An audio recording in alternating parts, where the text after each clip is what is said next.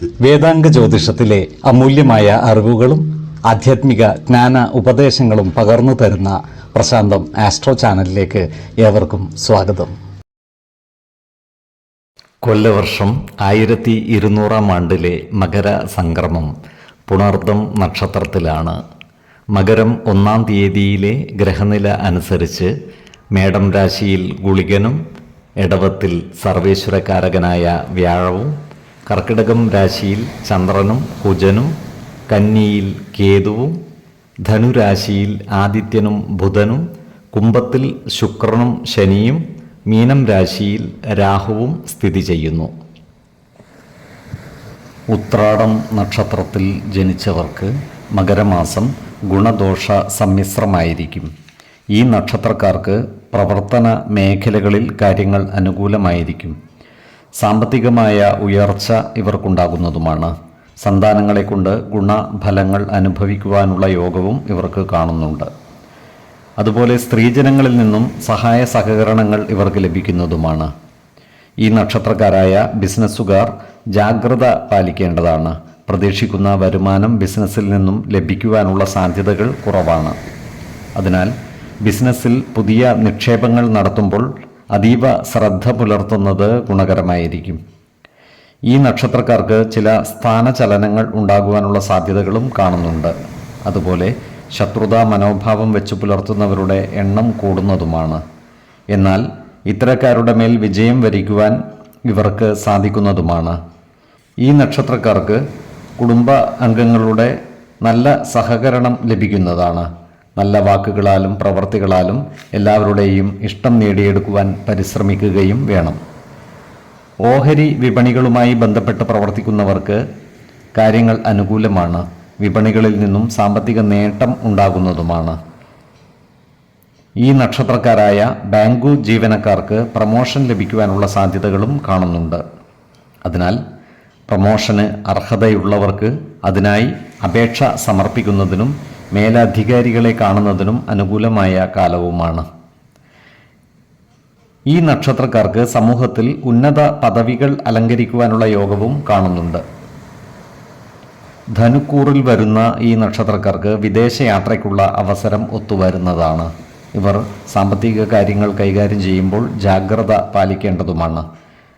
മാനഹാനി ഉണ്ടാക്കുന്ന സാഹചര്യങ്ങളിൽ നിന്നും മാറി നിൽക്കുവാൻ പ്രത്യേകം ശ്രദ്ധിക്കേണ്ടതുമാണ്. ഇവർ ബന്ധുജനങ്ങളുമായി അനാവശ്യ വാക്കുതർക്കങ്ങളിൽ ഏർപ്പെടാതിരിക്കുവാൻ ശ്രദ്ധിക്കേണ്ടതുമാണ്. മകരക്കൂറിൽ വരുന്ന ഈ നക്ഷത്രക്കാർക്ക് ധനധാന്യ സമൃദ്ധിയും കുടുംബ സൗഖ്യവും വന്നു ചേരുന്നതാണ്. ഇവർ ഉന്നത പദവികളിൽ എത്തിച്ചേരുന്നതുമാണ്. ആരോഗ്യകാര്യങ്ങളിലും ഈ നക്ഷത്രക്കാർ ഒരു പ്രത്യേക ശ്രദ്ധ പുലർത്തുന്നത് ഗുണകരമായിരിക്കും. 4, 11, 30 തീയതികൾ അനുകൂലമാണ്.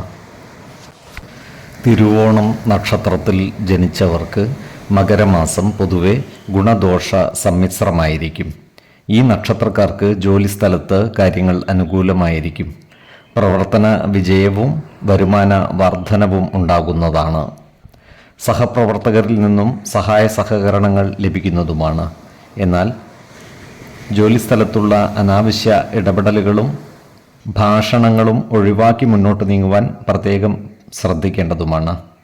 അതുപോലെ സഹോദരങ്ങളുമായി ചില്ലറ ആശയക്കുഴപ്പങ്ങൾ വന്നു ചേരുവാനുള്ള സാധ്യതകൾ കാണുന്നുണ്ട്. അതിനാൽ കുടുംബത്തിലെ പ്രധാന കാര്യങ്ങൾ സഹോദരങ്ങളുമായി തുറന്നു പറയുകയും അവരുടെ അഭിപ്രായ നിർദ്ദേശങ്ങൾക്ക് അർഹമായ പരിഗണനകൾ നൽകുകയും വേണം. ഈ നക്ഷത്രക്കാരായ ബിസിനസ്സുകാർക്ക് കാര്യങ്ങൾ അത്ര അനുകൂലമല്ല. ബിസിനസ്സിൽ നിന്നും പ്രതീക്ഷിച്ച ലാഭം വന്നു ചേരുവാനുള്ള സാധ്യതകൾ കുറവാണ്. അതിനാൽ ബിസിനസ്സിൽ പുതിയ നിക്ഷേപങ്ങൾ നടത്തുമ്പോൾ ജാഗ്രത പാലിക്കേണ്ടതാണ്. ഈ നക്ഷത്രക്കാരോട് ശത്രുതാ മനോഭാവത്തോടെ പെരുമാറുന്നവരുടെ എണ്ണം കൂടുന്നതാണ്. അത്തരക്കാരെ തിരിച്ചറിഞ്ഞാൽ അവരുമായി നല്ല സ്നേഹസൗഹൃദ ബന്ധങ്ങൾ നിലനിർത്തുവാൻ പരിശ്രമിക്കേണ്ടതുമാണ്. ജീവിത പങ്കാളികളുമായി നല്ല സ്നേഹബന്ധം നിലനിർത്തുവാൻ പരിശ്രമിക്കേണ്ടതാണ്. സിനിമ, നാടകം തുടങ്ങിയ സാംസ്കാരിക മേഖലകളുമായി ബന്ധപ്പെട്ട് പ്രവർത്തിക്കുന്നവർക്ക് കാര്യങ്ങൾ അനുകൂലമാണ്. ഇവർക്ക് സമൂഹ മനസ്സിൻ്റെ അംഗീകാരം നേടിയെടുക്കുവാൻ കഴിയുന്നതുമാണ്. ഈ നക്ഷത്രക്കാരായ ഉദ്യോഗാർത്ഥികൾക്കും മറ്റു തൊഴിൽ അന്വേഷകർക്കും അനുകൂലമായ കാലമാണ്. ഇവർക്ക് ടെസ്റ്റുകളിലും ഇൻ്റർവ്യൂകളിലും വിജയം വരിക്കുവാൻ സാധിക്കുന്നതുമാണ്. ജോലിയിൽ പ്രവേശിക്കുവാനുള്ള അവസരം ഒത്തുവരുന്നതുമാണ്. ആരോഗ്യകാര്യങ്ങളിലും ഈ നക്ഷത്രക്കാർ ഒരു പ്രത്യേക ശ്രദ്ധ പുലർത്തേണ്ടതാണ്. പ്രത്യേകിച്ചും ഉദര രോഗമുള്ളവർ കൃത്യമായ വൈദ്യ പരിശോധനകൾ നടത്തുന്നതും ഡോക്ടറുടെ നിർദ്ദേശമനുസരിച്ചുള്ള മരുന്നുകൾ മുടങ്ങാതെ കഴിക്കുന്നതും ഗുണകരമായിരിക്കും. 2, 16, 28 തീയതികൾ അനുകൂലമാണ്. അവിട്ടം നക്ഷത്രത്തിൽ ജനിച്ചവർക്ക് മകരമാസം പൊതുവെ ഗുണദോഷ സമ്മിശ്രമായിരിക്കും. കർമ്മ മേഖലയിൽ പല മാറ്റങ്ങളും വന്നു ചേരുന്നതാണ്.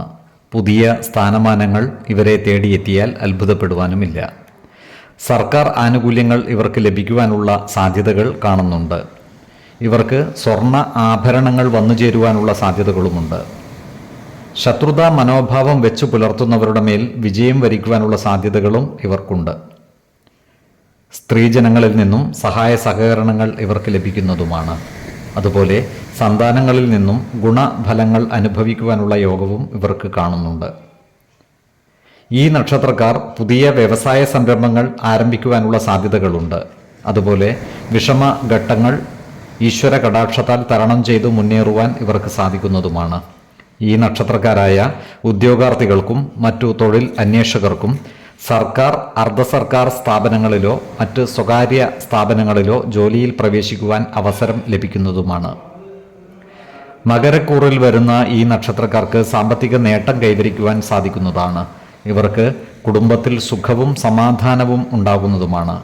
എന്നാൽ കള്ളന്മാരിൽ നിന്നും ഇവർക്ക് ശല്യമുണ്ടാകുവാനുള്ള സാധ്യതകൾ കാണുന്നുണ്ട്. അതിനാൽ വീട് പൂട്ടി യാത്ര ചെയ്യേണ്ടുന്ന സന്ദർഭങ്ങളിൽ ജാഗ്രത പാലിക്കുന്നത് ഗുണകരമായിരിക്കും. അതുപോലെ വ്യാപാരികൾക്ക് വിൽപ്പനയിൽ കുറവ് സംഭവിക്കുവാനുള്ള സാധ്യതകളും കാണുന്നുണ്ട്. കുംഭക്കൂറിൽ വരുന്ന ഈ നക്ഷത്രക്കാർ സാമ്പത്തിക കാര്യങ്ങൾ കൈകാര്യം ചെയ്യുമ്പോൾ ജാഗ്രത പാലിക്കേണ്ടതാണ്. എന്നാൽ ഇവർക്ക് അന്നവസ്ത്രാദികൾക്ക് യാതൊരു ബുദ്ധിമുട്ടും ഉണ്ടാകുന്നതല്ല. ചില ദൂരയാത്രകൾ ആവശ്യമായി വരുവാൻ ഇടയുണ്ട്. പുതിയ സ്ഥാനമാനങ്ങളും മേലധികാരികളുടെ പ്രീതിയും ഇവർക്ക് ലഭിക്കുന്നതാണ്. ആരോഗ്യകാര്യങ്ങളിൽ ഈ നക്ഷത്രക്കാർ ഒരു പ്രത്യേക ശ്രദ്ധ പുലർത്തുന്നത് ഗുണകരമായിരിക്കും.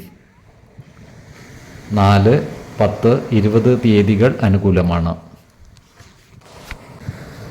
ചതയം നക്ഷത്രത്തിൽ ജനിച്ചവർക്ക് മകരമാസം പൊതുവെ ഗുണദോഷ സമ്മിശ്രമായിരിക്കും.